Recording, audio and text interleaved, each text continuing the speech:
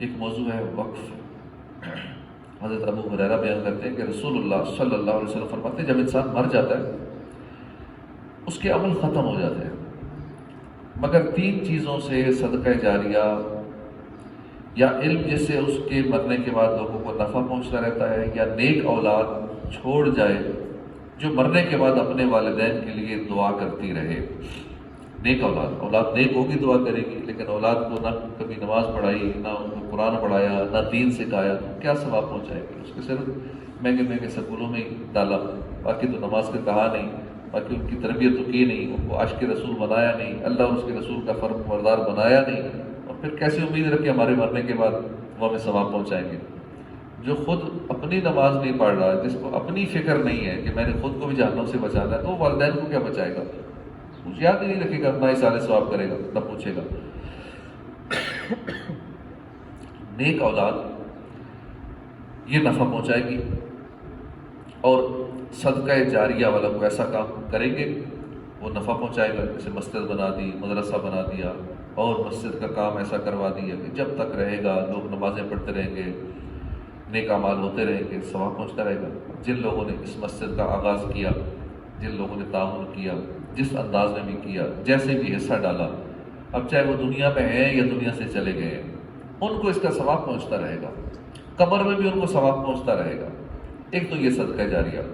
یا پھر علم، کسی کو علم سکھایا، اس نے عمل شروع کر دیا۔ اب اس دور میں خصوصاً اس کا ایک ذریعہ، ایک تو چلو لوگ ہیں، جیسے آپ لوگ یہ درس و بیان سنتے ہیں، علم کی باتیں سنتے ہیں، اب آپ نے یہی باتیں آگے کسی کو بتا دی، اس نے آگے بتائیں، یہ صدقہ جاریہ ہو گیا۔ اسی طرح آج کل کے دور میں یہ سوشل میڈیا، اس کو بھی ہم چاہیں تو ثواب جاریہ کا ذریعہ بنا سکتے ہیں۔ اب جس طرح یہ باتیں ریکارڈ ہو رہی ہیں، یہ مرنے کے بعد بھی جو لوگ سنیں گے، اب کوئی ایک بھی عمل کرنے والا بن گیا، قیامت تک یہ جب تک کوئی سنتا رہے گا تو اللہ کی رحمت سے امید ہے انشاءاللہ ثواب پہنچتا رہے گا۔ ایک بات بھی کسی نے عمل کر لی، ایک بندے کی بھی اصلاح ہو گئی، تو یہ ایک صدقہ جاریہ ہے، تو انشاءاللہ ثواب ملے گا۔ اب اسی سوشل میڈیا کا لوگ غلط استعمال کرتے ہیں، کسی پہ میوزک چڑھا دیں گے، کسی پہ گانے باجے، برائیاں، غیبتیں، نہ جانے اور ایسی فضول باتیں، جو بندے سنیں گے وہ خراب ہی ہوں گے، وہ گناہ ہی کریں گے، ان کے کانوں میں میوزک کی آواز ہی جائے گی۔ اب اسی سوشل میڈیا کو اپنی آخرت کی بربادی کے لیے یعنی گناہ جاریہ کا ذریعہ بنا لیتے ہیں، جو اسے قیامت تک لوگ سنتے رہیں گے، گناہ ہوتا رہے گا۔ تو ہمیں ثواب جاریہ کے ذرائع بنانے چاہیے، گناہ جاریہ سے بچنا چاہیے۔ وقف کی تعریف یہ ہے کہ کسی شے کو اپنی ملک سے خارج کر کے خالص اللہ کی ملک کر دینا، اس طرح کہ اس کا نفع بندگان خدا میں جس کو چاہے ملتا رہے۔ اپنی ملک سے چیز کو نکال دینا، جیسے پلاٹ وقف کیا مسجد کے لیے، اپنی ملک سے نکل گیا، اسے اللہ کی ملک میں دے دینا۔ اسی طرح مسجد میں جو چیزیں آئیں یہ وقف ہو گئی۔ وقف کا مطلب یہ، کسی نے کارپیٹ وقف کیا، کسی نے جائے نماز وقف کی، کسی نے پنکھا وقف کیا، بلب وقف کیا، تو اب وہ اس کی اپنی ملک سے نکل گیا۔ وہ یہ نہ کہ نہیں یہ میرا ہے، یہ میں نے بنوائی تھی مسجد تو یہ میری ہے، یہ پنکھا میرا ہے، اب اتار کے لے جائے بعد میں میں نے پنکھا لگوایا تھا تو میری بات نہیں مانی جا رہی، میرا پنکھا واپس کرو، میرا بلب واپس کرو۔ اور ایسے ہیں بھی جو دے کے پھر واپس مانگتے بھی ہیں، جب دیکھتے ہیں تو ہماری چل نہیں رہی، ہمیں کوئی چیئرمین نہیں بنایا جا رہا، ہمیں کوئی اتنے پیسے دیے، 10,000 روپئے دیے، پھر بھی میری بات ہی نہیں سن رہے۔ تو ان کو وقف کا پتہ نہیں ہے، وہ سمجھتے ہیں جو اللہ کی راہ میں دے دے وہ ہمارا ہی، ابھی ہمارا نہیں رہا۔ جب ہم نے دے دیا، اپنی جائیداد، اپنی پراپرٹی، اپنا مال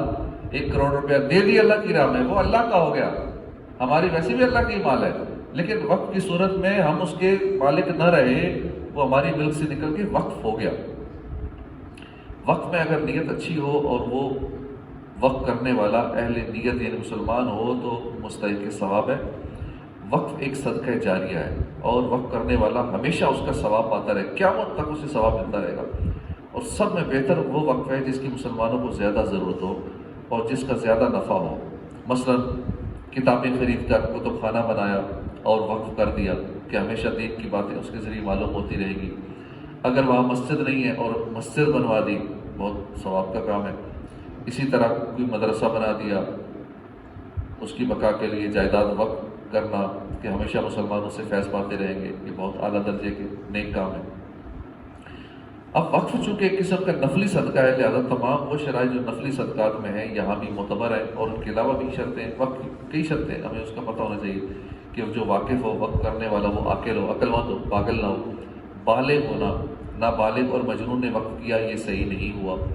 آزاد ہونا، غلام نے وقف کیا صحیح نہ ہوا، اسلام شرط نہیں، لہذا کافر ذمہ کا وقف بھی صحیح ہے، وہ کام جس کے لیے وقف کرتا ہے وہ ثواب ہو، فی نفس سے وہ ثواب والا کام ہو، واقف کے نزدیک بھی وہ ثواب کا کام ہو، اور واقعہ میں بھی وہ ثواب کا کام ہو۔ اگر ثواب کا کام نہیں ہے تو وقف صحیح نہیں ہے۔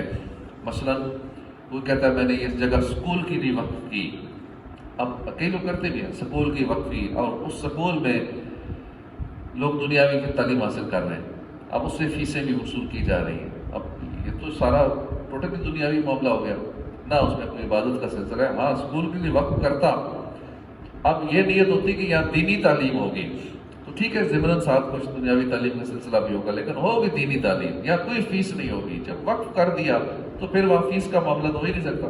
وہ تو پھر سارا کچھ فری پڑھانا پڑے گا، اور پڑھانا بھی کوئی ثواب والا کام پڑھانا پڑے گا جس میں ثواب آخرت ہو۔ تو اسی طرح مسجد کے لیے پلاٹ وقف کیا، مدرسے کے لیے کچھ وقف کیا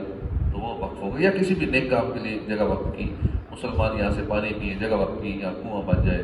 مسلمان اس جگہ سے فائدہ اٹھائے، قبرستان کے لیے جگہ وقف کر دی، واقعی ثواب کا کام ہے، مگر واقف کے اعتقاد میں کار ثواب نہیں ہے جب بھی وقف صحیح نہیں، یعنی کام ثواب کا ہے لیکن وقف کرنے والا ثواب نہیں سمجھتا اس کو تو بھی وقف صحیح نہیں ہو۔ لہذا اگر نصرانی نے بیت المقدس پر کوئی جائیداد وقف کی کہ اس کی آمدنی سے اس کی مرمت کی جائے یا اس کے تیل بتی میں صرف کی جائے، یہ جائز ہے، یا یوں وقف کیا کہ ہر سال ایک غلام خرید کر آزاد کیا جائے، یا مساکین اہل ذمہ یا مسلمین پر صرف کیا جائے، یہ بھی جائز ہے۔ اسی طرح اور بھی کئی وقت کی صورتیں ہوتی ہیں، مثال کے طور پہ ایک شخص نے ہمیں ادھر صدر میں ایک اپنا گھر دیا، مجھے اس نے بلایا کہ میں نے اپنا گھر وقف کرنا ہے، اس کا گھر بنا ہوا اسی طرح کے جیسے یہ 5-10 مرلے کے گھر بنے ہوتے ہیں، اس نے کہا میں نے مسجد کے لیے مدرسے کے لیے وقف کرنا ہے، تو وہاں میں نے وزٹ کیا، اب مسجد تو بن نہیں سکتی تھی کیونکہ اب کمرے میں کہاں الگ الگ نیچے کمرے اوپر کمرے تو کہاں نماز پڑھے گا، تو اسے ذہن دیا کہ مدرسے کے لیے مسجد کے لیے اس صورت میں وقف کر کے میرے مرنے کے بعد اس کی آپ توڑ پھوڑ کر کے اس کو کمرے ختم، دیواریں بیچ میں سے ختم کر کے یا مسجد بنا لے، اور اسی طرح مسجد جس طرح آپ سیٹنگ کرنا چاہیں بعد میں، لیکن اس کے ساتھ یہ بھی شرط رکھی کہ میرا اور کوئی رہنے کا مکان نہیں ہے، یہی 1.5-2 کروڑ کی پراپرٹی میرے پاس، اور کچھ بھی نہیں ہے، اب میں چاہتا ہوں وقف کروں، میرے مرنے کے بعد مجھے ثواب پہنچے تو مجھے رہنے دیا جائے، جب تک میں زندہ ہوں میں اس میں رہ لوں۔ پھر ہم نے شرعی رہنمائی لی کہ یہ رہنا بھی چاہتا ہے، وقف بھی کرنا ہے، لیکن اس کی نیت یہ کہ میرے مرنے کے بعد وقف ہو، جب تک میں نام آپ اپنے کرا لیں ابھی سے، لیکن مجھے یہاں رہنے دیں جب تک زندہ ہوں۔ پھر ہم نے شرعی رہنمائی لینے کے بعد اجازت مل گئی کہ واقعی اس طرح وقف ہو سکتا ہے، اس نے پھر اسٹامپ کیا، ڈاکومنٹیشن کی کہ ہم نے کہا ٹھیک ہے واقعی آپ رہ سکتے ہیں، جب تک آپ زندہ ہیں آپ یہاں رہ سکتے ہیں، آپ کے مرنے کے بعد یہ جگہ وقف ہو گئی، اب ہم اسے چاہے مسجد بنائے، مدرسہ بنائے، جس انداز میں اسے چلائے، تو یوں بھی وقف ہو سکتا ہے۔ اللہ پاک ہمیں